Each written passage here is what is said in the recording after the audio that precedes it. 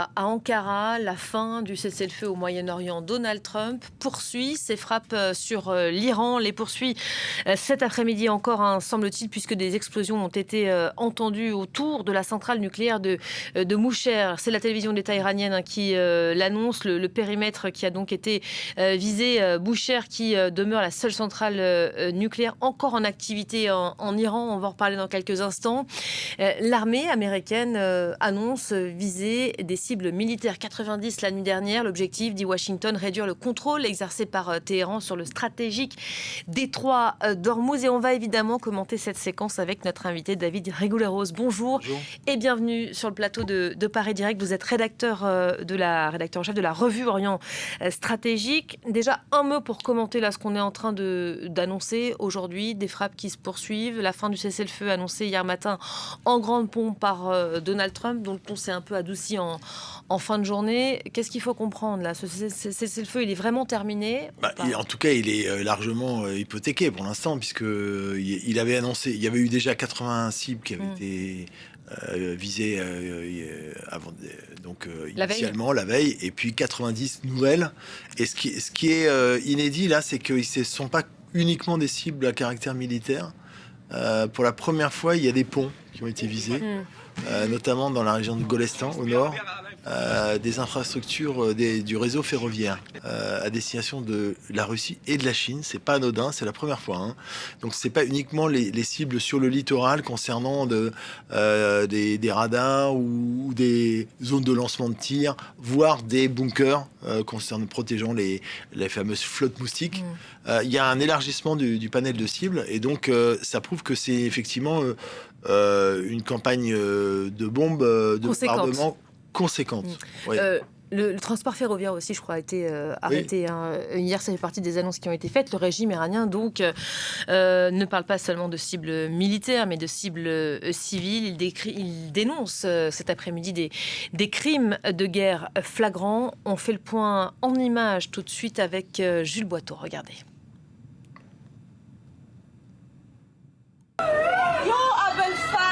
Quelques instants après le bombardement, cette famille iranienne filme depuis son balcon. Une immense flamme illumine la nuit de cette zone résidentielle de Boucher. Plusieurs frappes ont ciblé cette ville du sud de l'Iran mercredi soir, depuis laquelle le régime iranien perturberait la circulation dans le détroit d'Ormuz, selon Washington. Même chose ici à Chabahar, l'un des ports les plus importants du sud, positionné sur le golfe d'Oman. On les frappe très durement, beaucoup plus fort qu'eux. À chaque fois qu'ils nous frappent une fois, on les frappe 20 fois. Washington revendique près de 90 bombardements sur des sites militaires. Images à l'appui.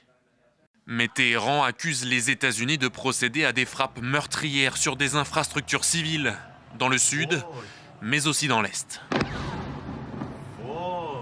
L'Iran condamne dans les termes les plus forts les attaques américaines qui ont visé 2 ponts dans les provinces orientales près de la ville sainte de Mashhad. Ces frappes représentent sans aucun doute un crime de guerre flagrant. En représailles, l'Iran a revendiqué des frappes au Qatar, à Bahreïn, ou ici au Koweït, où les sirènes d'alerte ont retenti dans la nuit. Après plusieurs semaines d'accalmie, les hostilités ont repris entre Washington et Téhéran, accusés d'avoir tiré sur 3 navires commerciaux dans le détroit d'Ormuz. Bon, on voit, hein, là, il y a des habitations civiles qui ont vécu de près, très près même, cette nuit de frappe américaine, on vient de le commenter. Des explosions entendues à Boucher, là, cet après-midi. Ça continue, donc, semble-t-il, de frapper aujourd'hui encore. Oui, c'est tout le littoral, en fait, qui est visé. À la fois à l'ouest, Khuzistan, jusqu'au sud-ouest, au Sistan-Baloutchistan.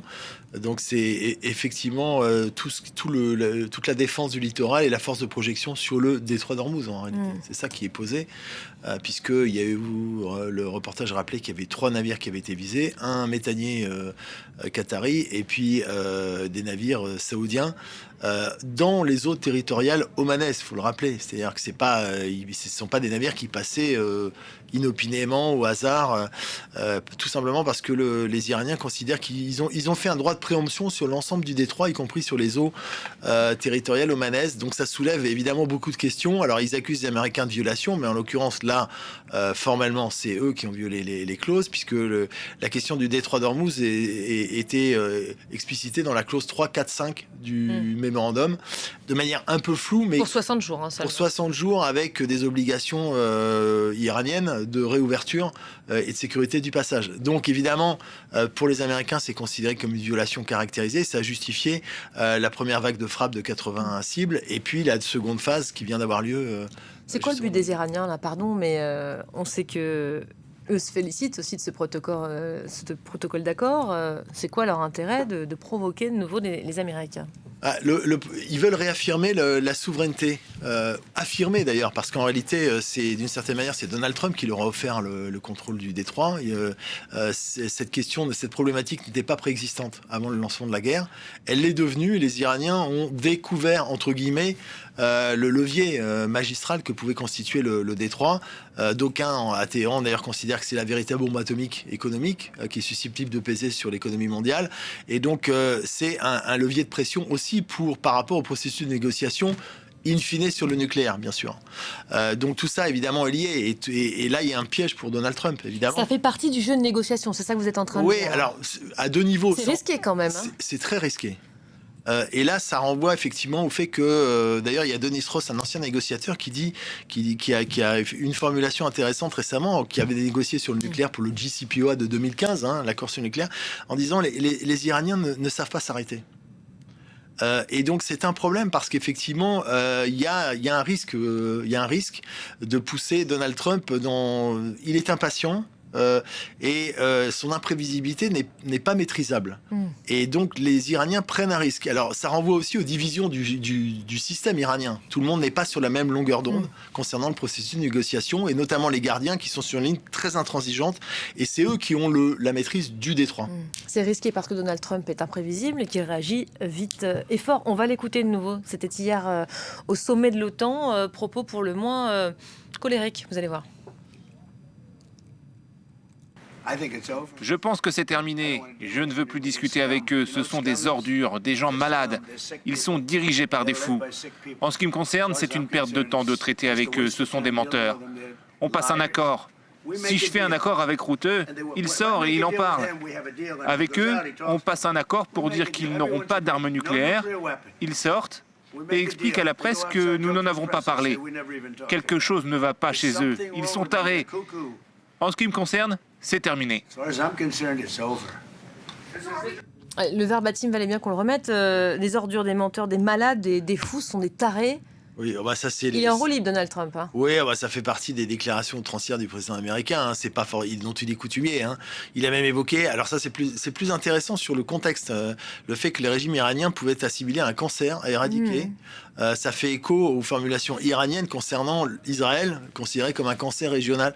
Donc tout ça est effectivement problématique parce que il y a une logique de négociation qui peut être hypothéquée. Le piège pour Donald Trump, c'est que le calcul fait par les Iraniens probablement, et qui est dangereux, c'est ce que je revoyais tout à l'heure la formulation, c'est que il parie sur le fait que Donald Trump ne pourra pas aller au-delà d'un certain seuil dans les bombardements. C'est-à-dire, il va bombarder and so what.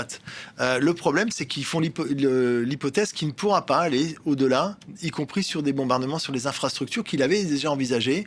Et c'est un calcul dangereux qui peut être ce qu'on appelle un miscalculation, une erreur de calcul. Ils en ont fait déjà. Et c'est très risqué de ce point de vue-là. Mais là, quand on voit que le périmètre de la centrale nucléaire de Bushehr, qui est en activité, est pris pour cible, ça fait partie des risques que vous Alors, évoquez, c'est pas la centrale elle-même qui visait, c'est une centrale civile. C'est le périmètre parce qu'il y a des ça veut dire quoi alors le périmètre? Il y a des installations militaires autour, etc. Donc, mais c'est pas une cible. Quand vous évoquez une erreur de frappe, ces erreurs, ces possibles dérapages sont des deux côtés, bien sûr, absolument. Et donc il y a une logique escalatoire qui est pas toujours maîtrisable Et c'est pour ça que c'est très dangereux, effectivement, aujourd'hui. Et ça embarrasse aussi ceux qui sont en train de négocier à Téhéran. Et là, ça renvoie aux divisions du régime iranien, qui nient ces divisions, mais qui sont extrêmement fortes. Et on l'a vu à l'occasion des cérémonies, justement, pour Ali Khamenei. C'est dangereux, on va reparler de ces funérailles, mais c'est dangereux pour qui? Davantage pour les Iraniens ou pour Trump lui-même? Les deux, parce que Trump, en réalité, voudrait faire l'économie d'une escalade militaire. Clairement, il voudrait parvenir à un accord. Et les Iraniens pensent qu'ils ont, à tort, ils ont gagné à l'issue de la guerre des 40 jours. Ils ont fait en échec, puisqu'on attribue l'invention de l'échec, du jeu d'échecs aux Iraniens, ils ont fait ce qu'on appelle un pat. C'est-à-dire que la partie est déclarée nulle, il n'y a ni vainqueur ni vaincu, il n'y a pas échec et mat. Mais en réalité, eux présentent effectivement le début de négociation comme une victoire iranienne. Alors qu'en réalité, l'Iran est demandeur, autant que Donald Trump pour d'autres raisons, et notamment pour des raisons économiques. Aux États-Unis aussi, on parle de victoire pour les Iraniens. Oui, mais chacun est dans son narratif. Mais les Iraniens auraient tort de penser qu'ils sont vraiment en position de force. Ça n'est pas le cas. Or, effectivement, c'est ce qui est vendu à la fois à la population et à l'extérieur. Ça peut donner quoi sur les négociations? On dit que ça fait partie du jeu de la négociation, de faire monter les enchères, de montrer à l'autre qu'on est encore dans le game, hein, comme on dit. Oui, mais il y a une montée aux extrêmes qui est jamais anodine. Et il y a des potentiels dérapages, justement, incontrôlés.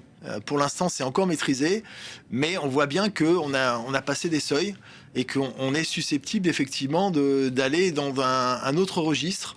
D'autant plus qu'il y a des obstructions au niveau des négociations, et notamment sur la question du nucléaire.